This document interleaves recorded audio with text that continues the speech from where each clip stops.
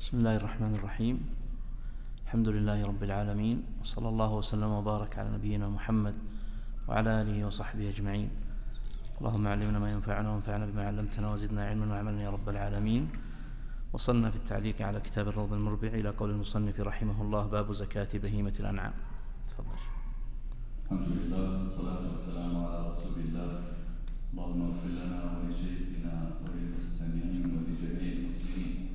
قال المصنف رحمه الله: باب زكاة بهيمة الأنعام، وهي الإبل والبقر والغنم، وسميت بهيمة لأنها لا تتكلم. تجب الزكاة في إبل بخاتي أو عراق، وبقر أهلية أو وحشية ومنها الجواميس، وغنم ضأن أو معز أهلية أو وحشية إذا كانت لجر ونسل لا لعمل، وكانت سائمة أي راعية للمباح الحول أو أكثر، لحديث بهز بن حكيم عن أبيه عن جده رضي الله عنه قال: سمعت رسول الله صلى الله عليه وسلم يقول: في كل إبل سائمة في كل 40 ابنة لبون. رواه أحمد وأبو داود والنسائي. وفي حديث الصديق رضي الله عنه: وفي الغنم في سائمتها إلى آخره. نعم، المصنف هنا رحمه الله بدأ بالحديث على باب زكاة بهيمة الأنعام، وقال: وهي الإبل والبقر والغنم، ولا خلاف في هذا أن هذه هي بهيمة الأنعام. وقالوا سميت بهيمة لأنها لا تبهم، أي لا تتكلم ولا تبين عن مرادها، وهذا ظاهر، ولذلك قال المصنف: وسميت بهيمة لأنها لا تتكلم. ولماذا الفقهاء رحمهم الله يبدأون بزكاة بهيمة الأنعام قبل غيرها؟ لماذا يقدمون زكاة بهيمة الأنعام على زكاة النقدين وعروض التجارة والخارج من الأرض؟ أحسنت، هذا أحد الأسباب، لأنها كانت هي الأكثر انتشارا. والأمر الثاني قالوا لأنها أعظم النعم عند أهلها وأصحابها، ولذلك جاء في حديث النبي صلى الله عليه وسلم: لأن يهدي الله بك رجلا واحدا خير لك من حمر النعم. وحمر النعم يعني الإبل الخيار. قال المصنف: تجب الزكاة في إبل بخاتي أو عراض. البخاتي جمع بخت، وهو المتولد بين العربي والعجمي، ويقولون هي إبل غلاظ ذات سنامين، وأظنها فيما سمعت توجد في أستراليا أو غيرها في زمننا هذا. وأما الإبل العراب فهي الإبل المعروفة المنتشرة في وطننا. قال المصنف: وبقر أهلية أو وحشية ومنها الجواميس. البقر الأهلية لا خلاف في أن الزكاة واجبة فيها، فالإجماع محكي عليها. وأما البقر الوحشية فهل فيها زكاة؟ وما المقصود بها؟ يعني هنا مسألتان فيهما خلاف: ما المقصود بالبقر الوحشية؟ والأمر الثاني: هل فيها زكاة أم لا؟ فغالب فقهاء المذهب لا يقولون أن بقر الوحش يقصد بها الظباء، لا، يقولون هي البقر التي توحشت، هي بقر كانت أهلية مستأنسة ثم توحشت فأصبحت وحشية. ولذلك عند الفقهاء مسألة يبحثونها، وهي ما تسمى بالنادة من بهيمة الأنعام، يعني تكون عندك شيء من الإبل أو من البقر أو الغنم ثم تند، يعني تشرد وتتوحش، ولذلك يبنون على ذلك حكما أنه يجوز أن يطلق عليها السهم وأن تصاد ونحوها إذا توحشت. فهذا القول الذي عليه أكثر فقهاء الحنابلة، أن المقصود بالوحشية هنا هي البقر التي توحشت.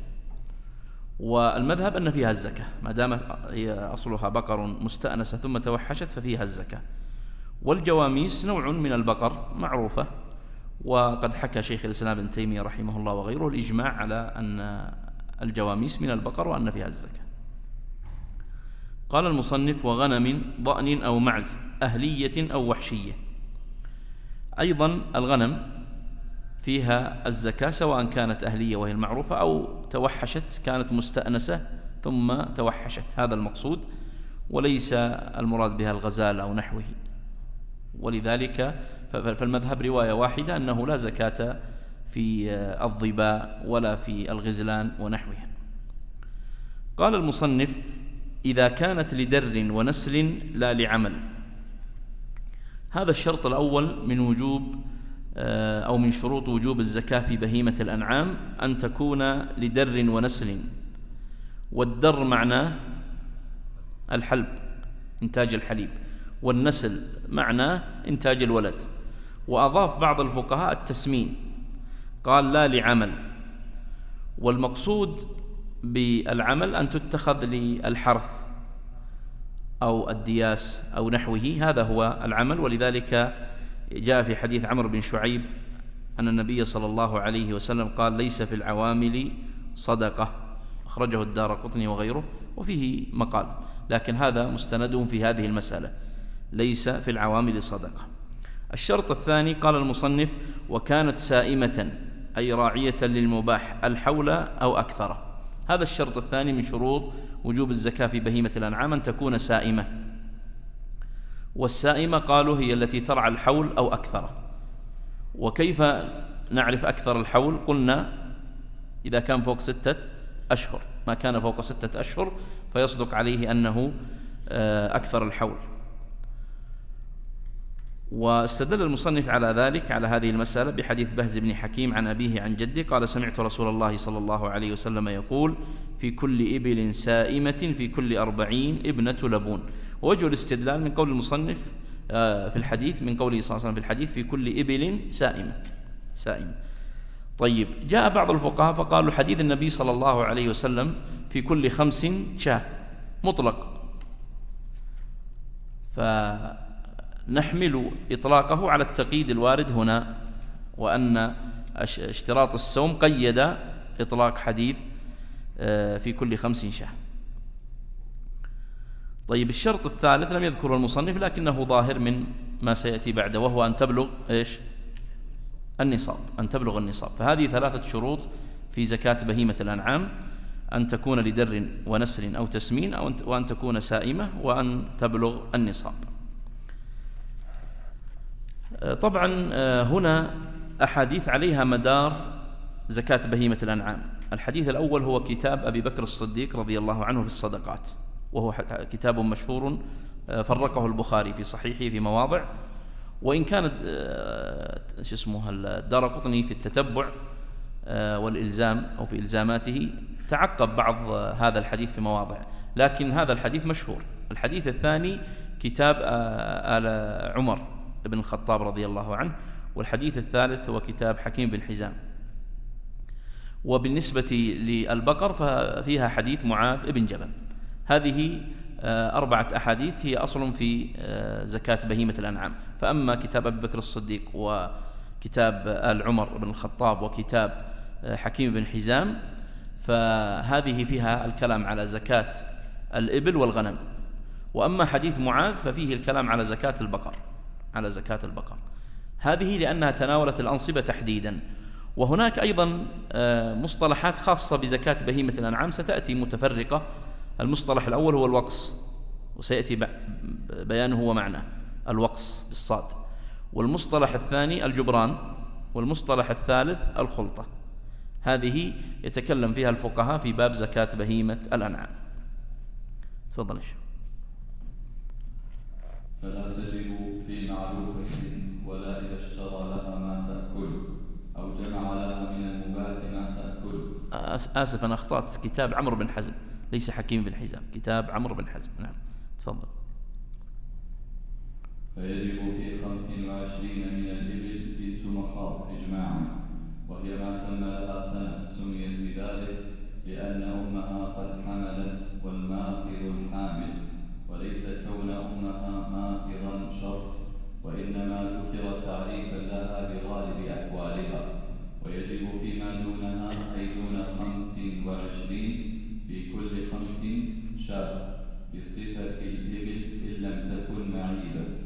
ففي 5 من الإبل كرام سمان شاة كريمة سمينة، وإن كانت الإبل معيبة ففيها شاة صحيحة تنقص قيمتها بقدر نقص الإبل، ولا يجزئ بعير ولا بقرة ولا نصف شاتين، وفي العشر شاتان، وفي 15 3 شياه، وفي 20 4 شياه، إجماعا في الكل. نعم. قال المصنف فلا تجب في معلوفة، وهذا استثناء من الشروط اللي ذكرناها، لأن ذكرنا أن تكون سائمة، وبالتالي لا تجب في المعلوفة.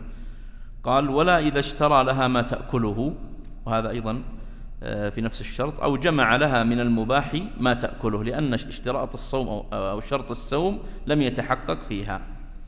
قال فيجب في 25 من الإبل بنت مخاض إجماعا، وجاء في حديث أبي بكر الصديق الذي ذكرته قبل قليل فإذا بلغت 25 إلى 35 ففيها بنت مخاض.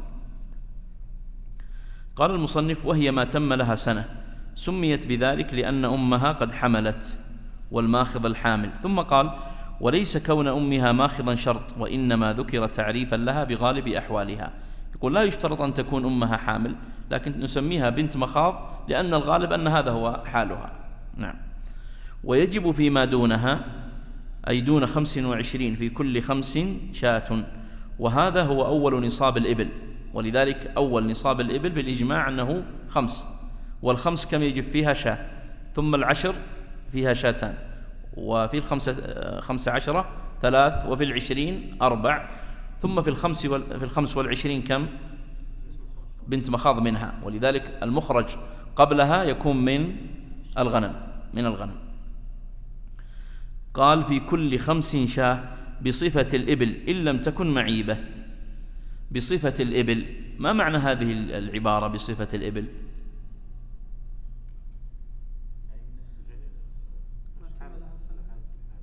نفسها في الحالة، أيوة. لو كانت الإبل سمان وكبار فيخرج من الغنم مثلها، وإن كانت ليست كذلك فيخرج أقل، وهكذا. ولذلك قال ففي 5 من الإبل كرام سمان شاة كريمة سمينة، هذا معنى بصفة الإبل. وإن كانت الإبل معيبة ففيها شاة صحيحة تنقص قيمتها بقدر نقص الإبل.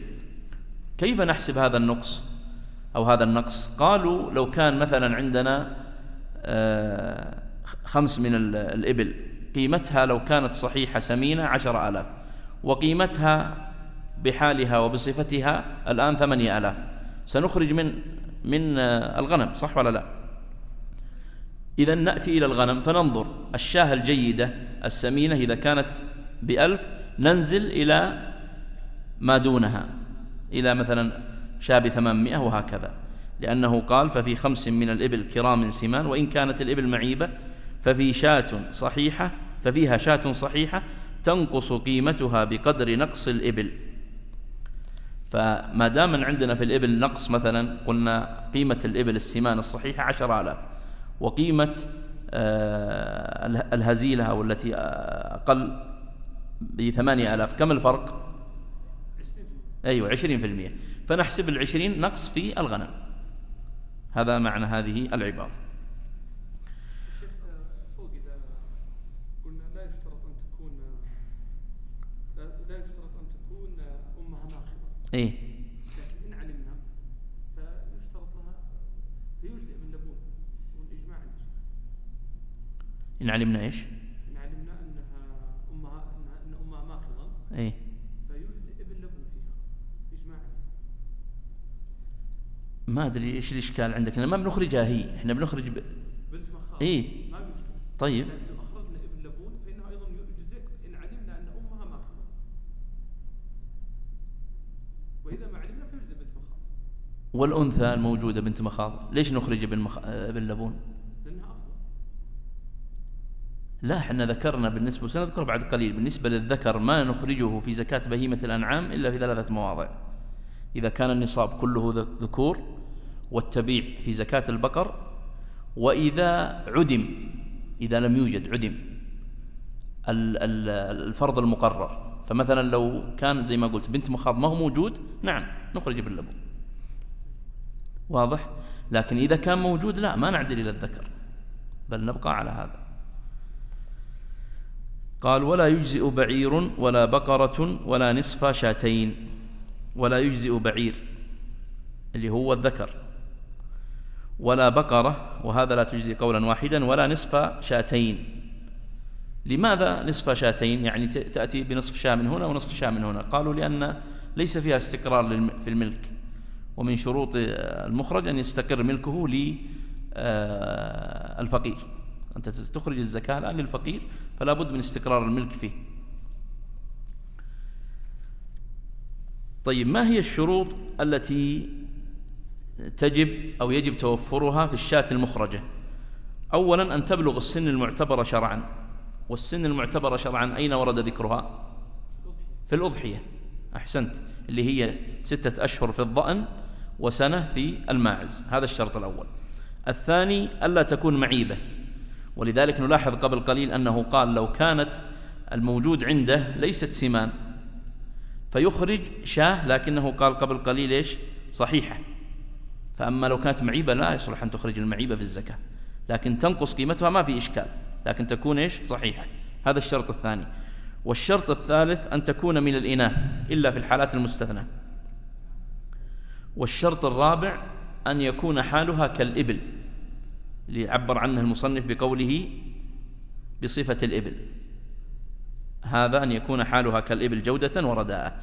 هذه 4 شروط في الشاة التي نخرجها في زكاة الإبل. قال المصنف وفي 10 شاتان، وفي 15 3 شياه، وفي 20 4 إجماعا في الكل. والإجماع هذا نقله كثير، نقله ابن المنذر، ونقله ابن قدامة، ونقله الشارح أبو عمر بن قدامة، ونقله غيره. تفضل. وفي 36 بنت لبون ما تم لها 2 سنتان، لأن أمها قد وضعت غالبا فهي ذات لبن. وفي 46 حقة ما تم لها 3 سنين، لأنها استحقت أن يطرقها الفحم وأن يحمل عليها وتركب. وفي 61 جدع بالدال المعجمة ما تم لها 4 سنين، لأنها تجدع إذا سقطت سنها، وهذا أعلى سن يجب في الزكاة. وفي 76 بنت لبون، وفي 91 حقتان إجماعا. فإذا زادت عن 120 واحدة ف3 بنات لبون، بحديث الصدقات الذي كتبه رسول الله صلى الله عليه وسلم، وكان عند آل عمر بن الخطاب، رواه أبو داود والترمذي وحسنه. نعم، هذه المقادير التي ذكرها المصنف هذه تحفظ، يعني ليس لها إلا الحفظ. وأما أدلتها فمن الكتب التي ذكرنا لكم، من كتاب أبي بكر الصديق في الصدقات، ومن كتاب آل عمر بن الخطاب الذي ذكره المصنف وأشار إليه. كتاب أبي بكر الصديق في الصدقات رواه أنس بن مالك، وهو في صحيح البخاري. وكتاب آل عمر في الصدقات رواه الترمذي وحسنه ورواه غيره. وكتاب عمرو بن حزم قال عنه ابن عبد البر كتاب مشهور عند أهل العلم، معروف ما فيه معرفة تغني بشهرتها عن الإسناد. وهذه العبارة معروفة عند ابن عبد البر، يقولها كثيرا عن بعض الأحاديث. ليس هنا شيء ممكن نعلق عليه. تفضل. فإذا زادت عن 100 ثم في كل 40 بنت لبون، وفي كل 50 حقة، ففي 130 حقة وبنت لبون، وفي 140 حقتان وبنت لبون، وفي 150 3 حقات، وفي 160 4 بنات لبون، وفي 170 حقة و3 بنات لبون، وهكذا. فإذا بلغت 200 خير بين 4 حقات و5 بنات لبون. نعم، الفريضة تستقر عند كم؟ قال المصنف تستقر عند بعد 120، تستقر في كل 40 بنت لبون، وفي كل 50 حقة، وتحسبها بهذه الحسبة. طيب، ما هو الوقص؟ الوقص لم يتكلم عنه، ومهم. الوقص هو ما بين الفريضتين. فمثلا نحن قلنا 5 من الإبل فيها كم؟ شاة، و10 فيها شاتان. طيب 6 و7 و8 و9 فيها كم؟ هذا اللي يسمونه الوقص. هذه ترجع اللي تحت، فيها شاة 11 و12 و13 و14 ترجع إلى العشر، 16 و17 و18 و19 إلى 15، هذا اسمه الوقص، وهو موجود يعرفونه يقولون هو ما بين الفرضين، ما بين الفرضين يسمى وقص، ليس فيه شيء إلا في الذي قبله، يعني هو يعود إلى ما قبله. ودليله ما جاء في حديث معاذ قال: وزعم أن الأوقاص لا فريضة فيها، وهذا أخرجه الإمام أحمد وغيره. تفضل.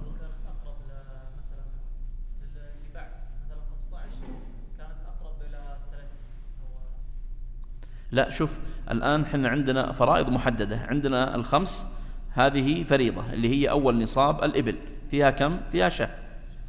طيب ما بعد الخمس إلى العشر ترجع إلى الخمس، ثم العشر هذه فريضة أخرى فيها شاتان، ما بين العشر إلى 15 ترجع إلى العشر، 15 هذه فريضة ثالثة فيها 3 شياه، وهكذا تكون بهذه الحسبة. فمثلا يبدأ من 25 إلى 36 هذه فيها بنت مخاض، لو قلنا 29 30 31 هذه فيها بنت مخاض، وهكذا. قال المصنف: وهكذا فإذا بلغت 200 خير بين 4 حقاق و5 بنات لبون. خير، من هو الذي يخير؟ أيوة، المصدق ولا الساعي؟ صاحب الحلال ولا اللي يجلب الزكاة؟ الساعي، صاحب الحلال اللي هو المصدق. نعم، خير يعني المصدق في الإخراج، إما أن يخرج 4 حقاق أو يخرج 5 بنات لبون. لماذا؟ لأن قلنا كل 40 فيها كم؟ أيوة، وكل 50 فيها حقة. الحين 200 لو قسمتها على 4 من 50 صارت 4 حقاق، وإذا قسمتها على 5 اللي هي من 40 فيها 5 بنات لبون. طيب 210 كم فيها؟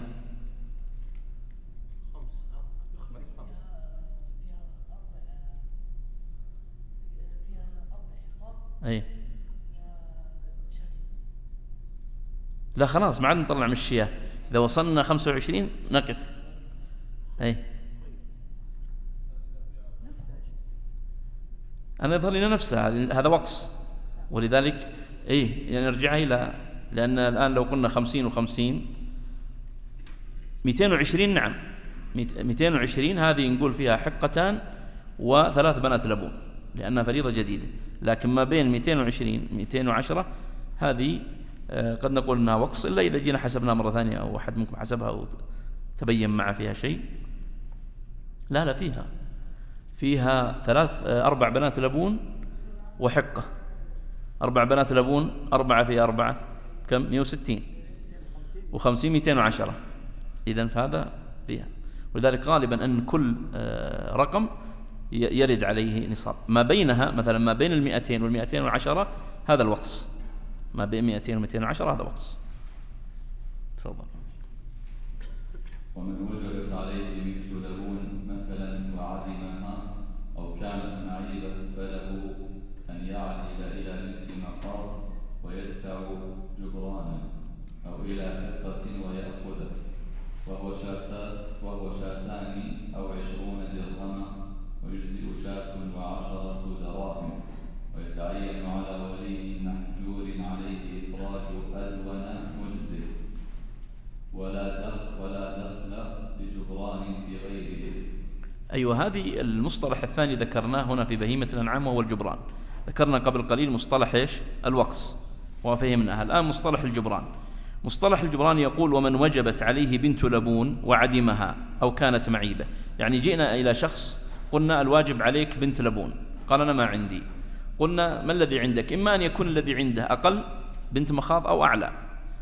فالآن إذا كان الذي عنده أقل يدفع هو الجبران للساعي، وإذا كان الذي عنده أعلى يأخذ الجبران. واضح؟ ومن وجبت عليه بنت لبون مثلا وعدمها أو كانت معيبة فله أن يعدل إلى بنت مخاض ويدفع جبرانا، أو إلى حقة ويأخذه، يعني يأخذ الجبران. طيب ما هو الجبران؟ محدد: شاتان أو 20 درهما، ويجزئ شاة و10 دراهم. طبعا ذكروا هنا في الجبران 3 شروط. الشرط الأول أن لا يوجد عنده ما المتعين في الإخراج، يعني ما عنده بنت، الواجب عنده عليه بنت لبون ما هي موجودة، الواجب عليه مثلا حقة ما هي موجودة. هذا الشرط الأول وهو ظاهر. الشرط الثاني أن يكون السن الذي صعد أو نزل إليه في ملكه، وهذا شرط مهم، أن يكون السن في ملكه يعني موجود عنده، ما نروح نكلفه أن يأتي بشيء من خارج ملكه. الشرط الثالث ألا يكون ذلك ليتيم أو مجنون، لأنه سيذكر بعد قليل أنه إذا كان هو ولي على محجور عليه فإنه يخرج أدنى شيء. قال هنا ويتعين على ولي محجور عليه إخراج أدون مجزئ. فلو كان عنده بنت مخاض نفيسة وأخرى نفسها بنت مخاض أقل منها في النفاسة، يخرج ليش؟ الأقل، أقل نفاسة. لو كان مثلا عنده شاه سمينة وشاه ليست معيبة لكنها أقل في السمن، فيخرج الشاه الأقل في السمن. فهذه 3 شروط ذكروها للجبران. طيب ما هو دليل الجبران هنا؟ هذه المسألة مسألة الجبران من أين أتوا بها؟ أيوة، من كتاب عمرو بن حزم. وردت مسألة الجبران في كتاب عمرو بن حزم رضي الله عنه الذي أشرت إليه قبل قليل. طيب هنا مسألة، إذا كان عند الإنسان السن الواجب عليه ويريد أن يخرج سنا أعلى منه، يعني مثلا الواجب عليه بنت مخاض ويقول أنا بطلع حقة ولا بطلع جذعة، يجوز ولا ما يجوز؟ يجوز.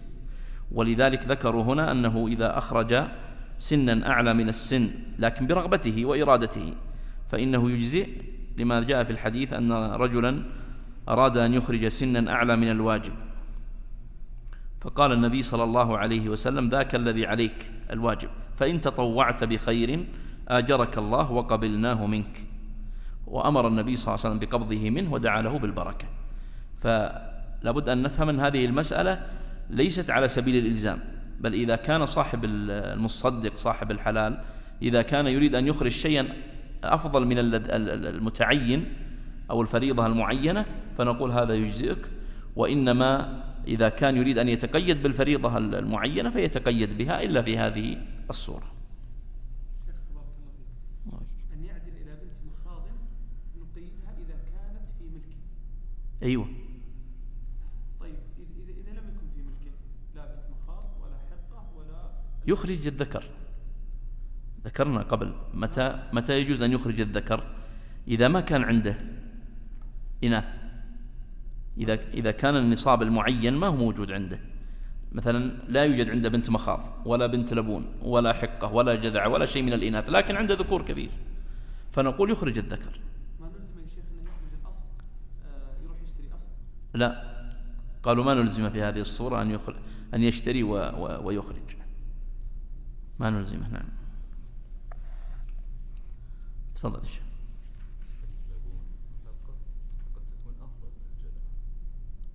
عند الناس صحيح، قصدك مثلا في اللحم وكذا، ها؟ اي، لأن مثلا كل ما كبرت تصير ناشفة ولحمها شديد وكذا، صحيح. هم يرتبونها هكذا، يعني هذا ترتيب متوارث ومعروف عند العرب أنها تبدأ من بنت مخاض ثم بنت لبون ثم حقة ثم جذع، ولذلك قال قبل قليل بالجذعة وهو أعلى سن، ما طلعوا بعد الجذعة لشيء لأن الجذعة هي 4 سنين. ولذلك قديما ما كانوا يعني عندهم من الترف اللي وصلنا له احنا أن نقول هذه لحمها أحسن وهذه لحمها، لا، كان عندهم شيء محدد، وكل ما صارت أكبر صارت أنفس عند أهلها. نعم. جمعت الشيخ في ملح جثة. أيوة، جمعت من الأنصبة في ملح جثة. ملح جثة. أيوة، وش ملح مخاض بنت مخاض. تمام. واللام لبون والحاء حقة والجيم جذعة ثم 3 بنات لبون. أحسنت، جميل، جزاك الله خير. تفضل يا شيخ. فصل في زكاة البقر، وهي مشتقة من بقرة الشيء إذا شققته، لأنها تبقر الأرض بالحرافة، ويجب في 30 من البقر أهلية كانت أو وحشية تبيع أو تبيعة لكل منهما سنة ولا شيء فيما دون 30 لحديث معاذ رضي الله عنه حين بعثه النبي صلى الله عليه وسلم إلى اليمن. ويجب في 40 مسنة لها سنتان ولا يجزئ مسن ولا تبيعان. ثم يجب في كل 30 تبيع وفي كل 40 مسنة، فإذا بلغت ما يتفق فيه الفرضان ك120 خير لحديث معاذ رضي الله عنه رواه أحمد. نعم. هذا الفصل في زكاة البقر. وذكرت قبل قليل أن زكاة البقر الأصل فيها حديث معاذ بن جبل رضي الله عنه عندما بعثه النبي صلى الله عليه وسلم إلى اليمن وأمره أن يأخذ من كل 30 من البقر تبيعا ومن كل 40 مسنة. وهذا أخرجه الإمام مالك والإمام أحمد بن حنبل وأخرجه أصحاب السنن وصححه الترمذي وغيره. والدليل الثاني على هذه المسألة الإجماع، والإجماع في الأهلية. لابد أن نعرف أن الإجماع في الإبل وفي البقر وفي الغنم في الأهلية، أما الوحشية فهي محل خلاف. واضح؟ فالإجماع إذا قلنا الإجماع فالمقصود به الإجماع على وجوب زكاة الإبل الأهلية والبقر الأهلية والغنم الأهلية. وهذا الإجماع حكاه ابن عبد البر وغيره.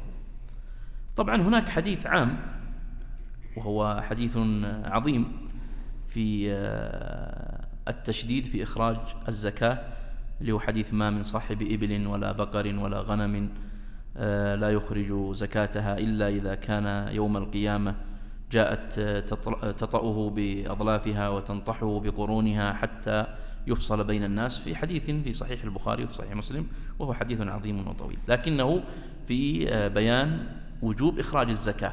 أما في الأنصبة فهي الأحاديث التي ذكرناها. هذا الحديث اللي هو حديث ما من صاحب إبل ولا بقر ولا غنم في التشديد على وجوب الزكاة. أما في تحديد الأنصبة فهي الأحاديث المذكورة سابقا.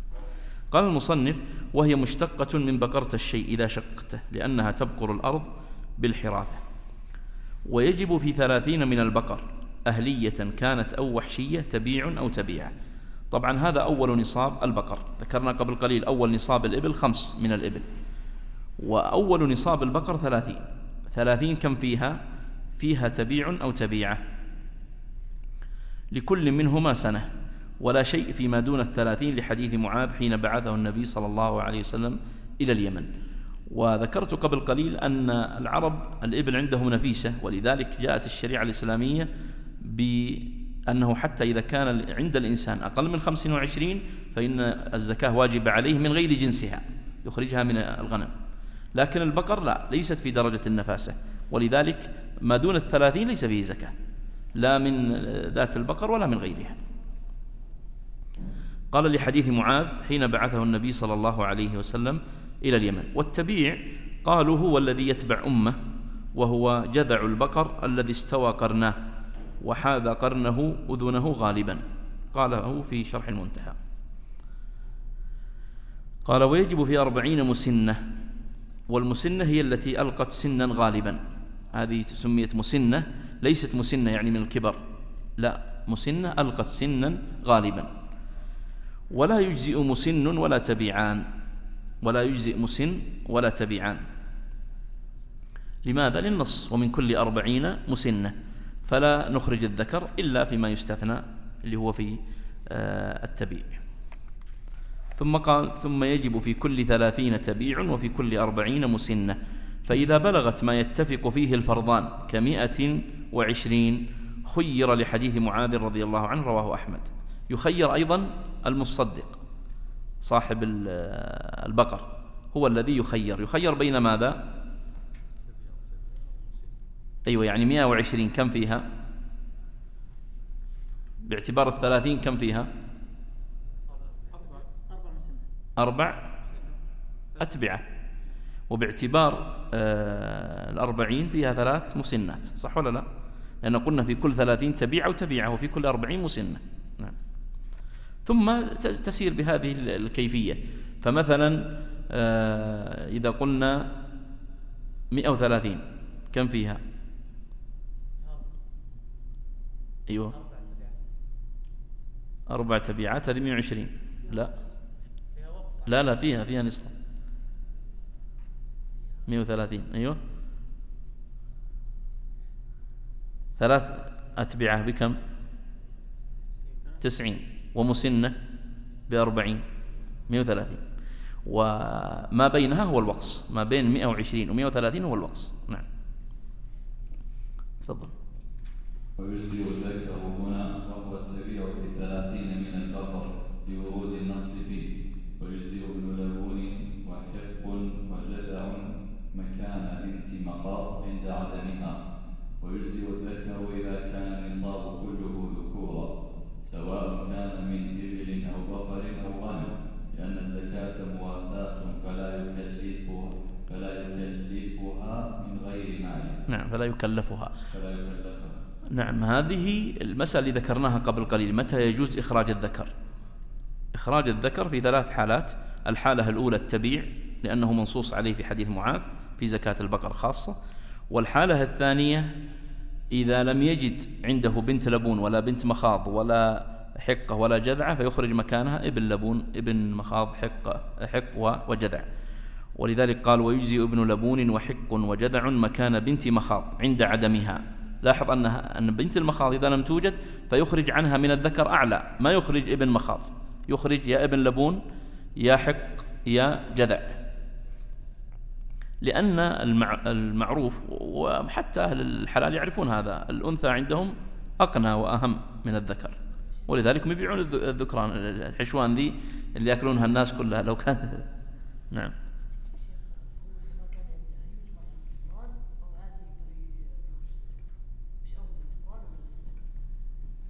الجبران ذكرناه قبل قليل، الجبران إذا ما كان عنده المقدار الموجود فهو يخير بين متى بالنسبة للجبران إذا كان في الإناث موجودات، لكن بنت مخاض ما هي موجودة، عنده بنت لبون، واضح؟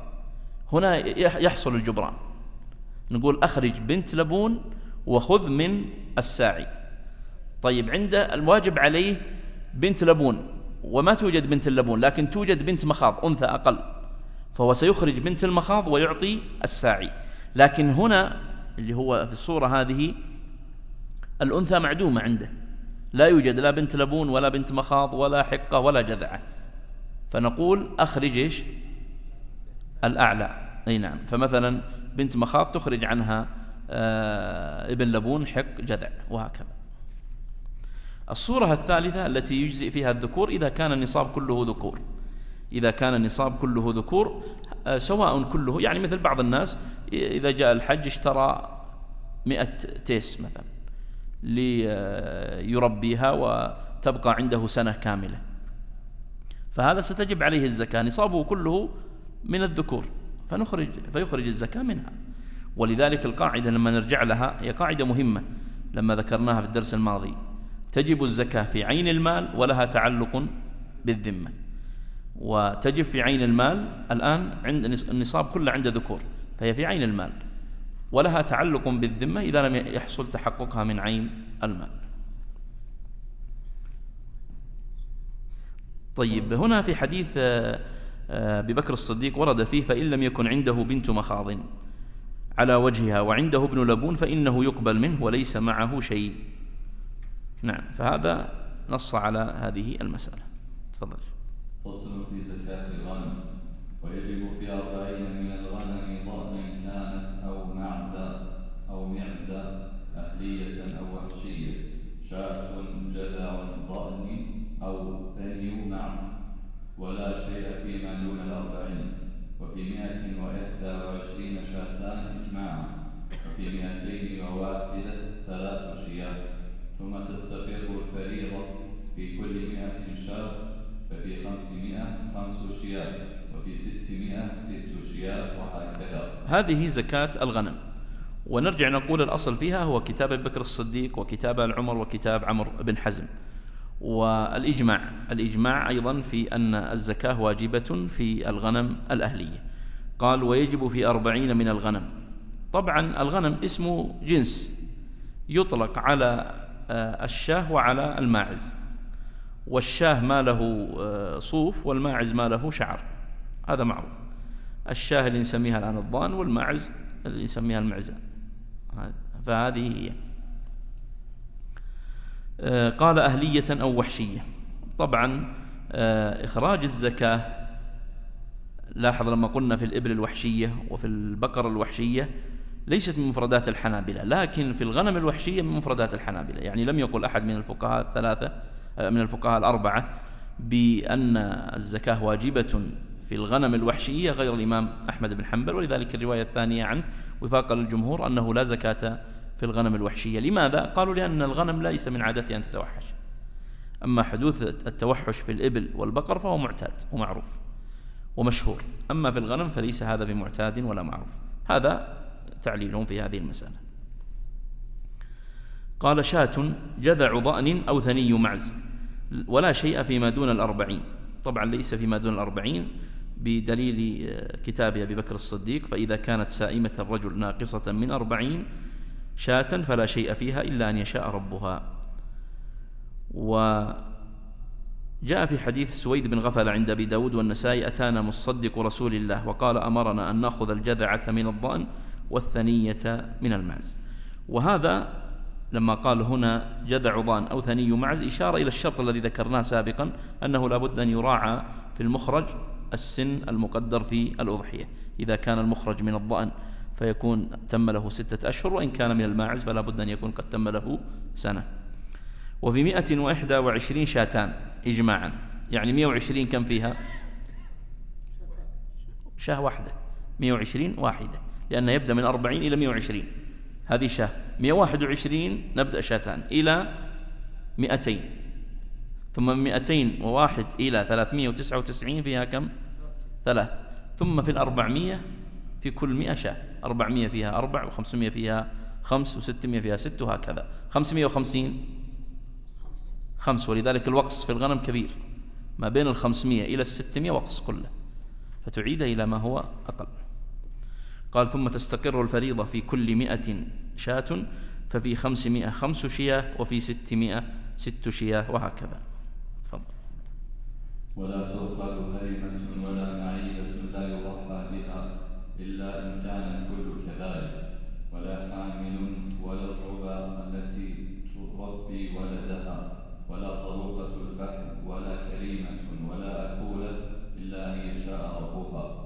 وتؤخذ نعم، هذا ما لا يؤخذ في الزكاة أو ما يمنع إخراجه في الزكاة، وهو يرجع إلى أمرين: إما شيء فيه نقص فيراعى فيه حظ الفقير، وإما شيء فيه نفاسة فيراعى فيه حظ صاحب الإبل أو صاحب البقر أو صاحب الغنم. ولذلك قال هنا: ولا تؤخذ هرمة، الهرمة الكبيرة، هذا يراعى فيه حق من؟ الفقير، الهرمة الكبيرة. ولا معيبة لا يضحى بها إلا إن كان الكل كذلك، هذا استثناء. يعني لو كان الكل معيب فهل نكلفه أن يشتري من خارجها ويخرج، ولا يخرج من المعيبة؟ المصنف هنا يقول يخرج من المعيبة إذا كان الكل معيب. ثم قال: ولا حامل، هذا ما يراعى فيه حظ المصدق اللي هو مخرج الزكاة. ولا الربا التي تربي ولدها، ولا طروقة الفحل، يعني التي استحقت أن يطرقها الفحل لأنها تكون نفيسة عند أهلها وتنتج لهم. ولا كريمة. وش معنى كريمة؟ نفيسة، يعني مزاين، الحين في مزاين إبل، مزاين غنم، هذه معنى كريم. ولا أكولة إلا أن يشاء ربها. الأكولة قالوا لأنها إذا كانت كثيرة الأكل ستكون كثيرة اللحم وتكون ثمينة في السعر ونحوه. بقي واحد لم يذكر المصنف هنا وذكره في صاحب العمدة بن قدامة وذكره غيره، هو التيس، لأنه جاء في حديث أبي بكر: ولا يخرج التيس. ولماذا نهي عن إخراج التيس؟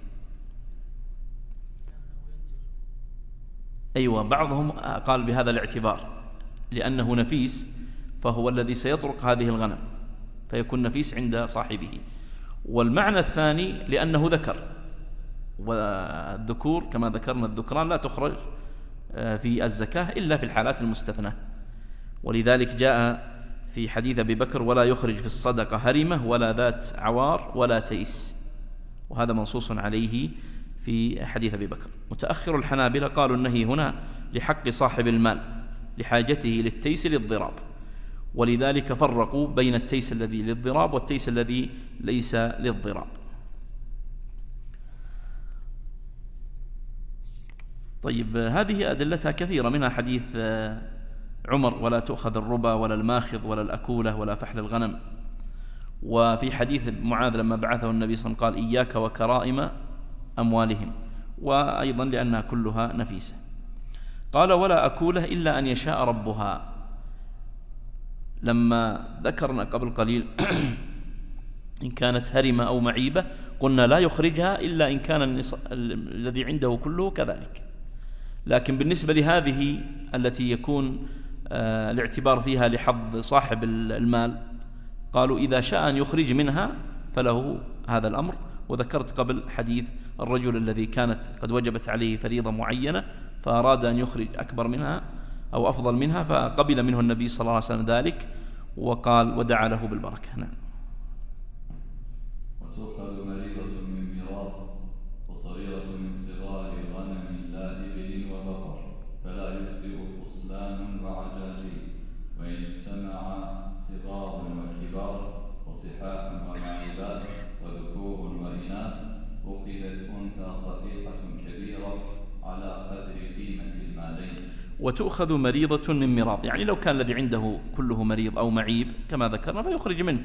يقولون لأن الزكاة مواساة ولا نكلفها من غير ماله. وصغيرة من صغار، متى يتصور أن يكون النصاب كله صغير؟ ذكرناه في درس سابق. إذا أبدلها، أحسنت، إذا أبدلها أو إذا نتجت. قلنا مثلا لو كان عنده 40 من الإناث كلها، يعني كل 40 حوامل، ثم نتجت هذه 40، نتجت مثلا ب40 أو ب80 أو بما دونها، ثم باع الأمات. طبعا بالنسبة للنتاج ذكرنا أنه يضم إلى أصل إيش؟ أماته، صح ولا لا؟ فإذا باع الأمات فالنتاج الآن عنده كله صغار وهو قد وجبت فيه الزكاة فسيخرج منه. أيضا لو كان قد أبدله أثناء الحول، أبدله مثلا عنده 40 شاة، فأبدل 40 شاة مثلا ب100 تيس حتى يربيها، فهي من جنس واحد فيبني على حول الأصل. ولذلك قال: وصغيرة من صغار غنم لا إبل وبقر، قيدها بالغنم دون الإبل والبقر، فلا يجزئ فصلان وعجاجيل. وإن اجتمع صغار وكبار وصحاح ومعيبات وذكور وإناث أخذت أنثى صحيحة كبيرة على قدر قيمة المالين. يقولون لو كان رجل عنده مثلا 40 رأس من الإبل، 20 منها ذكور و20 منها إناث، وقيمة الأنثى مثلا 3000 وقيمة الذكر 2000، فالآن ستنظر 20 في 3000 بكم؟ 60، و20 في 2000 ب40، المجموع 100,000. الآن سيخرج واحدة على قيمة المالين، كم سيخرج؟ قالوا يقسم الإجمالي على عدد الرؤوس، فيقسم 100,000 على 40، كم يكون المتوسط؟ 2500، يخرج هذه ما قيمته بهذه القيمة. نعم. ولذلك الضابط فيها أن تقدر قيمة الجميع ثم تقسم على قدر الرؤوس، تقدر قيمة الجميع كل باعتباره، هذا فتقدر قيمة الذكران باعتبارها والإناث باعتبارها ثم يقسم على عدد الرؤوس. تفضل. اي نعم، هي الصغار لا تخرج فيها. وإن كان النصاب نوعين كبخاتي وعراض وبقر وجواميس وضأن ومعز، أخذت الفريضة من أحدهما على قدر قيمة المالين، كالمسألة السابقة نفسها، اللي هي لو كان عنده مثلا 25 رأس من الإبل بخات، وعنده 20 رأس من الإبل عراب، والبخات قيمتها 5000 والعراب قيمتها 4000، فتضرب 25 في 5000 والعشرين في 4000، ثم الناتج تقسم على عدد رؤوسها اللي 45، يظهر لك قيمة المخرج. نعم. يا دكتور، لو عندي من الغنم هذه 40 وفي واحدة منها مزيونة قيمتها 40، فهل تضاف قيمتها وتنقسم على الجميع، ولا أحسبها بحسبة الجميع يعني بحسبة الذكر الفيريال، ولا عشان مزيون يعني أحسب بقيمته تصديق؟ هذه تحسبها بقيمتها ثم تقسم، ما دام ان فيها فرق في القيمة وفيها في الثمن، تحسبها قيمتها لوحدها ثم تقسم على عدد الرؤوس، تضيفها. يعني مثلا لو عنده 39 متساوية القيمة، أظن سيذكرها بعد قليل هنا، لكن نقول لو كان عنده 39 متساوية القيمة، قيمة كل واحدة 1000، وواحدة منها قيمتها مثلا 40,000 زي ما قال الشيخ، فتجمع 39 مع 40 يصير عندك 79,000، ثم تقسمها على عدد الرؤوس. سيختم الكلام بمسائل الخلطة. والخلطة بضم الخاء أي الشركة تصير المالين المختلطين كالمال الواحد، إن كانا نصابا من ماشية، والخليطان من أهل وجوبها، سواء كانت خلطة أعيان بكونه مشاعا بأن يكون لكل نصف أو نحوه، أو خلطة أوصاف بأن تميز ما لكل واشترك في مراح بضم الميم، وهو المبيت والمأوى، ومسرح وهو ما تجتمع فيه لتذهب للمرعى، ومحلب وهو موضع الحل، وفحل لئلا يختص بطرق أحد المالين، ومرعى وهو موضع الرعي ووقته، لقوله صلى الله عليه وسلم: لا يجمع بين مفترق ولا يفرق بين مجتمع خشية الصدقة، ومن كان من خليطين فإنهما يتراجعان بينهما بالسوية، رواه الترمذي وغيره. هذا المصطلح أو اللفظ الثالث من الألفاظ التي تختص بباب زكاة بهيمة الأنعام، وهو لفظ الخلطة. نحن ذكرنا الوقص والجبران، وهذا الثالث. الخلطة تعريفها يقولون اشتراك 2 أو أكثر من أهل الزكاة في نصاب من الماشية حولا لم يثبت لهما حكم الانفراد في بعضه، ولذلك لما جئنا إلى السوم قلنا يكون الحول أو أكثره، لكن هنا لابد أن يكون كامل الحول، لا يحصل الانفراد في بعض الحول. هذا تعريف الخلطة. طيب حكمها، قال: تصير المالين المختلطين كالمال الواحد، في أمرين: في أن الواجب فيهما كالواجب في المال الواحد، والأمر الثاني أن الساعي الذي يأخذ الصدقة والزكاة يجوز أن يأخذها من أي المالين، يجوز له أن يأخذها من أي المالين. يعني مثلا أنا والشيخ إبراهيم صار بيننا خلطة، مثلا عندي 40 شاة وعنده 40 شاة، 40 مع 40 هذه تصبح مختلطة تصير 80. طبعا لذلك يكون الخلطة قد تؤثر إيجابا أو سلبا.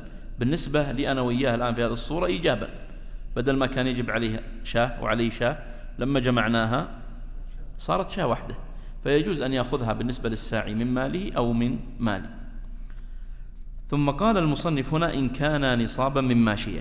هنا إشارة إلى شروط الخلطة، ويذكرون 7 شروط في الخلطة. هذه الشروط بعضها نص عليه المصنف وبعضها أخذناها من مفهوم كلامه الذي سيذكر. الشرط الأول أن يكون نصاب، أن يبلغ المال المختلط نصاب، قال: إن كان نصابا. والشرط الثاني أن تكون الخلطة في الماشية وهي بهيمة الأنعام، ولذلك الخلطة عند الفقهاء لا تؤثر في غير بهيمة الأنعام، لا تؤثر في النقدين ولا في عروض التجارة ولا في الحبوب والثمار ولا في غيرها. والعمل الموجود الآن ليس على هذا. الآن مثلا الأسهم الآن مختلطة، أنا مساهم والشيخ إبراهيم مساهم والشيخ أنس مساهمين في شركة واحدة، يخلطونها كلها ثم يخرجون الزكاة. فالواقع الموجود الآن ليس العمل الذي يتم الآن ليس على هذا القول، فإنهم يقولون بجواز وهذه رواية ثانية في المذهب، أن الخلطة كما تكون في بهيمة الأنعام تكون في غيرها من الأموال. طيب، والشرط الثالث قال: والخليطان من أهل وجوبها. هذا الشرط الثالث، أن يكون الخليطان من أهل وجوب الزكاة. ومن هم أهل وجوب الزكاة؟ اللي هم المسلم الحر، فخرج بالمسلم الكافر وخرج بالحر الرقيق. والشرط الرابع أن تكون الخلطة في جميع الحول، أن تكون الخلطة في جميع الحول، سيذكره بعد قليل. والشرط الخامس أن يكون المختلطان مالكين ملكا صحيحا، لأنه سيذكر بعد قليل ولا أثر لخلطة المال المغصوب، يعني لو كان واحد غصب مال أو سرقه وخلط مع شخص آخر هذا ملكه بملك غير صحيح. والشرط السادس ألا يقصد بالخلطة الفرار من الزكاة، ألا يقصد بالخلطة الفرار من الزكاة. ففي الصورة التي ذكرتها قبل قليل لو كنت أنا خلطت مالي بمال الشيخ إبراهيم لقصد الفرار، بدل ما أوجب علي شاه وعليه شاه قلنا خلاص نخرج شاه واحدة، فلا، هنا هذه فرار من الزكاة. والشرط السابع وهو خاص بخلطة الأوصاف، ذكره المصنف أن تشترك الماشية في 5 أمور، أن تشترك الماشية في 5 أمور التي ذكرها، وهي المراح والمسرح والمحلب والفحل والمرعى. طيب، نعيد الكلام اللي ذكر المصنف. قال: والخلطة بضم الخاء أي الشركة تصير المالين المختلطين كالمال الواحد. ذكر هنا التعريف والحكم. إن كان نصابا من ماشية، إشارة إلى الشروط، شرطين في هذه الجملة: النصاب وأن تكون من الماشية. والخليطان من أهل وجوبه، هذا الشرط الثالث. قال: سواء كانت خلطة أعيان بكونه مشاعا أو خلطة أوصاف. هذه أنواع الخلطة. الخلطة لها نوعان: خلطة أعيان وخلطة أوصاف. خلطة الأعيان يقولون مثل لو 3 إخوان أبوهم توفي وورثوا من والدهم 120 130 150 رأس من الغنم، من الإبل، من البقر، فهذه يسمونها خلطة أعيان، لأنهم إلى الآن لم يتميز مال كل واحد منهم عن الآخر قبل القسمة. قال: بكونه مشاعا. تفضل. شيخنا، في المسألة هذه تكررت، هل فيها زكاة في حال لم يتم تقسيم الإرث؟ الملك باقي ما هو مستقر، أي توفي والورثة ما تقسم، جلست حوله وحوله باقي. أيوة، هذه مسألة سبحان الله، سألني واحد فيها قبل يمكن أسبوع. والدتهم توفيت وعندها ذهب وتركوه 7 سنوات وما اقتسموه إلا بعد 7 سنوات أو باعوه، نسيت إيش قال في السؤال. طبعا بالنسبة لمذهب المالكية والشافعية ومعتمد مذهب الحنابلة يقولون الإرث من الملك القهري. وما معنى الملك القهري؟ يعني أنه حتى لو لم يقتسم فهو يدخل في ملكك، وبالتالي يجيبون الزكاة فيه. الحنفية وقول عند المالكية ورواية عند الحنابلة يقولون لا بد أن يقتسم، أن يقسم، فما دام لم يقسم فإنه لا يعتبر مملوكا. طبعا الفقهاء غير الحنفية والمالكية يستثنون صورة واحدة إذا لم يمكنه تملكه لظرف طارئ.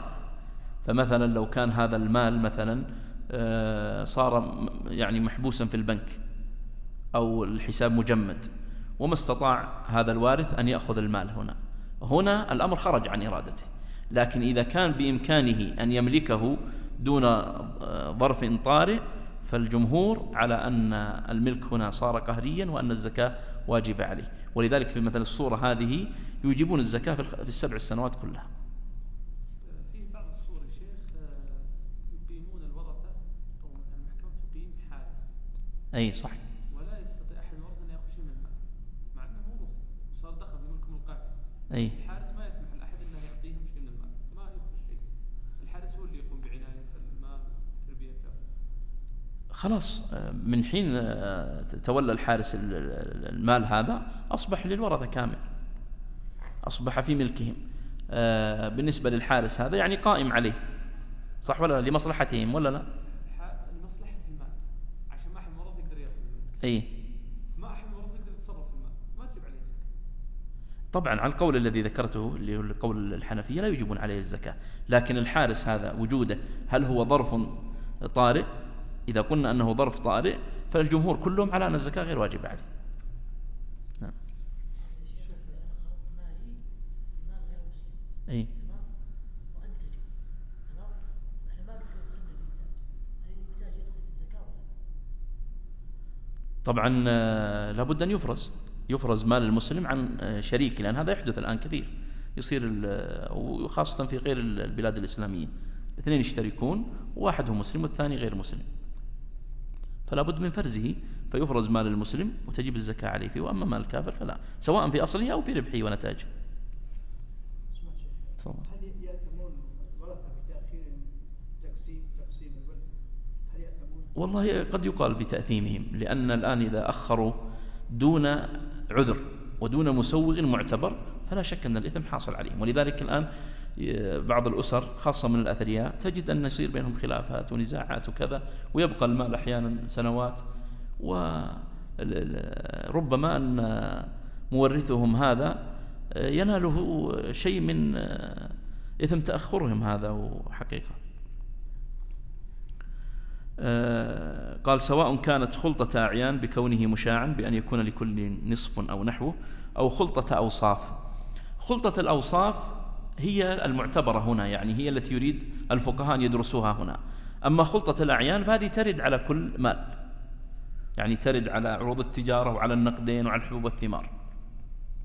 لكن خلطة الأوصاف في الصورة التي ذكرتها، أنا عندي مثلا 50 رأس، والشيخ إبراهيم عنده 50، والشيخ أنس عنده 50، والشيخ طلال عنده 50، فقلنا نجمعها كلها، نسوي لنا شبك ونجمع هذه الغنم كلها فيها ونتابعها. فهذه هي المسمى خلطة الأوصاف. لابد أن تشترك في 5 أمور.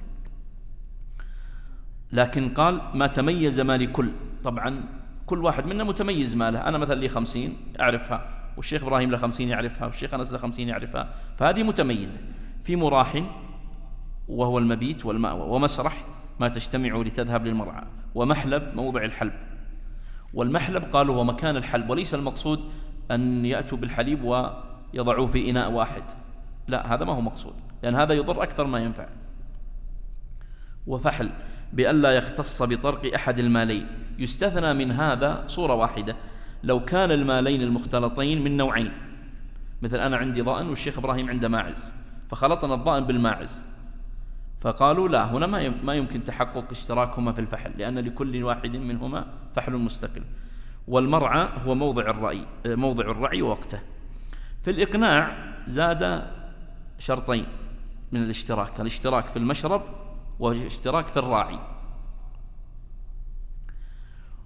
ولو رجعت إلى الإنصاف تجد أنه في هذه المسألة ذكر 25 طريقة لفقهاء الحنابلة في هذه المسألة. وش معنى طريق؟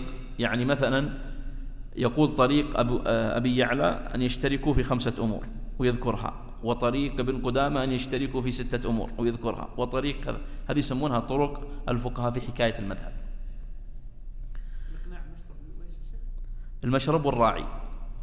في المنتهى نص على عدم اشتراطها، قال في المنتهى ولا يعتبر اتحاد المشرب ولا اتحاد الراعي، بينما في الإقناع نص على اعتبارها. والمذهب هو ما في المنتهى لأنه موافق للإنصاف.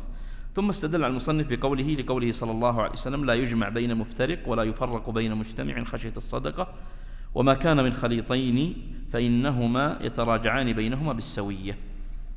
تفضل.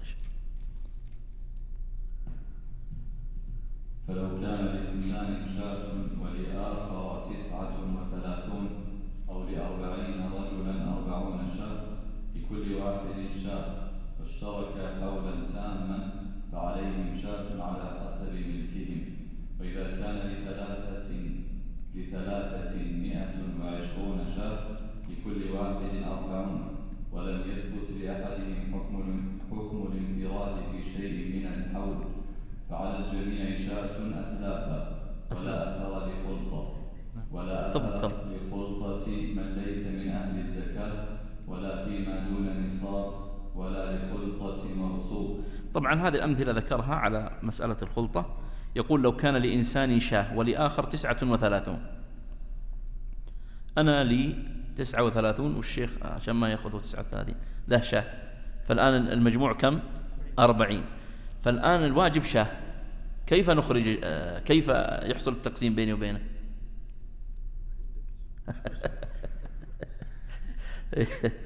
فنقسم 40 هذه كما ذكرناها على الثمن، ثم نثمنها ويصير الحسبة بيني وبين. فمثلا لو قلنا ثمنها كل شاة ب1000 صارت ال40 ب40,000، الشاة المخرجة ب1000، فنقسم 1000 هذا على 40، نقسم 1000 على 40، ما أدري كم يصير الناتج. 1000 على 40 بكم؟ 25. يصير عليه 25 والباقي علي أنا. واضح؟ هذا في المثال هذا. أو ل40 رجل 40 شاة، لكل واحد شاة. حنا مثلا كل واحد منا عنده شاة، 40 شاة ل40 رجل، فنقسمها وكل يثبت له ما عنده. فلو قلنا مثلا الشاة الواحدة ب1200، فنضرب 1200 في 40، ثم الناتج نقسمها على 40 ويخرج لنا ما يجب كل واحد. كيف يكون عليه 25 في الحسبة بس هي تخرج الآن من العين نفسها. احنا أخرجناها خلاص. طيب الحين الحسبة بيني وبينك كيف احنا أخرجناها من العين. طيب يعطيك يعني 25 إيه؟ مال. لأن الآن الشاة الآن أخرجناها، الشاة ما يجب ما يصح إخراجها طبعا ثمن، لابد أن نخرج الشاة. طيب الشاة الآن محسوبة من حق من؟ هي من حقنا كلنا، صح ولا لا؟ فلا بد أن يعطى مقابلها مال. هذه هو. فالحسبة تكون بعد الإخراج. ما نخرج النفيسة، أنا اتفقنا قبل ما نخرج النفيسة إلا إذا وافقني نخرجها. أي نعم، نقسمها على ثمنها إذا كانت نفيسة. صحيح. ثم قال: ولا أثر لخلطة من ليس من أهل الزكاة، وهذا ذكرناه كشرط، ولا فيما دون نصاب استثناء من الشرط، ولا لخلطة مغصوب، ذكرنا شرط أن يكون الخليطان ملكهما ملكا صحيحا معتبرا. وإذا كانت، تفضل، هذه آخر مسألة. وإذا كانت طينا عليكم الليل.